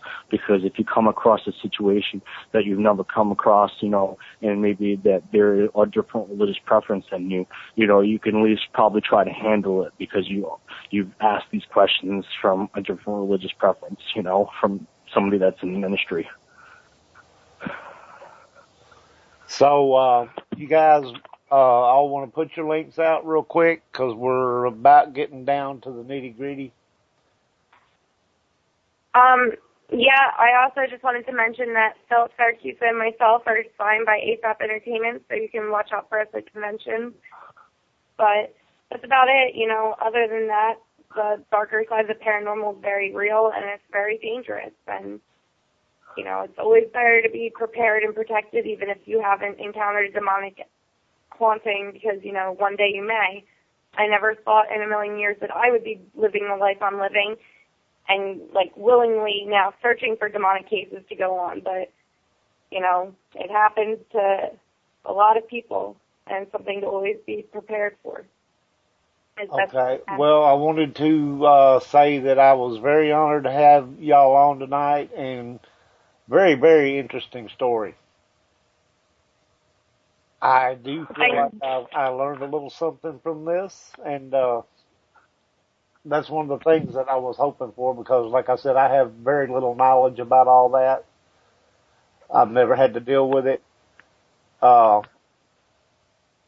It's something that I don't think anybody wants to have to deal with, but if you do run across it, you need to be prepared to deal with it. Yes, I definitely agree. And, you know, it's definitely something that is forever altering of your life and, you know, your loved ones' lives as well. Thank you for having us on. It was a great show, and I'm sorry that I got so sick. I'm just glad that you're better, Karissa. Right. We're glad that you're doing better. And James, can I just say that please be, I'm sorry, but I just wanted to say that I hope that everything goes beautifully this weekend. Everyone is safe and protected, and we'll be praying for y'all. Thank you so much. And next time you talk to Phil, he's going to be better. I don't doubt that. Well, I like Phil as he is. I can't imagine Phil any better, so it's going to be great. But you guys have been great. James, you're just a wealth of knowledge there, sir. Feel free to come back and join us anytime you want to. And you too, Phil and Karissa, y'all can come back and join in with us. We're here every Monday night. And Wednesday. Thank you, and we definitely will. I'm sure after this case, after this weekend, I'm sorry, you know, I'm sure that we'll be in more of a position to talk about everything. We won't be being targeted and affected as much as we are currently right now. But thank you for having us on, and I hope you guys have a wonderful night. Well, thank you. And thank you to all the people listening by phone, in the chat room, Frank, James, Bill, Dita, CJ, everybody. We couldn't have a show without you, so we appreciate you all being here listening in. And we will see everybody. I probably won't be here live next week. I have a doctor's appointment with my eyes, so I won't be able to see too well. That would make for fun times. On the 22nd, I'm hoping to have Martha Hazard Decker on here with us. So that'll be fun. That should prove to be very interesting also. Once again, thanks everybody for being here. Kat, thanks for stepping in, and you're just awesome. Well, can I just tell everybody that if you tune in on Wednesday night, you will get to listen to Bloody Mary, who is the Voodoo Queen of New Orleans, and somebody who I've personally investigated with. And She's kind of a trip. Frank It's going to be said, fun. Tell by next week the show must go on. Frank Lee is on tomorrow night at 8 o'clock Central, 9 o'clock Eastern. Everybody tune in and check that out. Frank does a great. And happy birthday. And happy birthday to Frank. And with that being said, good night, everybody. We'll see y'all on the 22nd. Good night.